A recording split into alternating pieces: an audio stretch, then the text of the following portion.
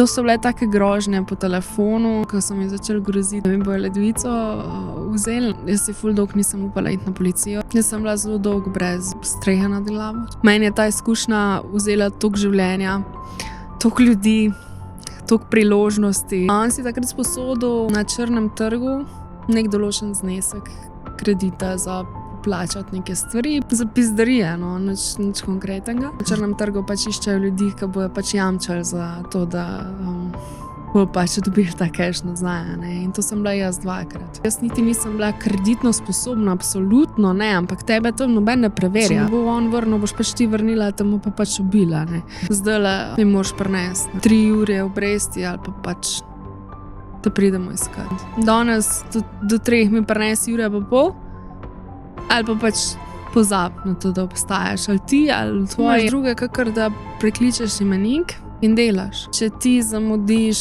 obresti so toliko visoke, da jih niti nisi sposoben plačevati. Jaz sem delala takrat 3 službe. Eno v marketingu, zvečer sem imela radio, pol ful zgodaj zjutraj sem hodila pa čista. Živeti v strahu, konstantnem. Kam naj grem, da mi ne bo kdo kaj naredil? Kako naj zdaj pokličem kogarkoli pa ga prosim za, če mi lahko tok pa tok posod, a ne? Meni se je pač zdaj takrat samomor edina možna rešitev, da sebe odrešim. Če jaz umrem, pa če mene ni, na koga bojo padali ti dolgovi?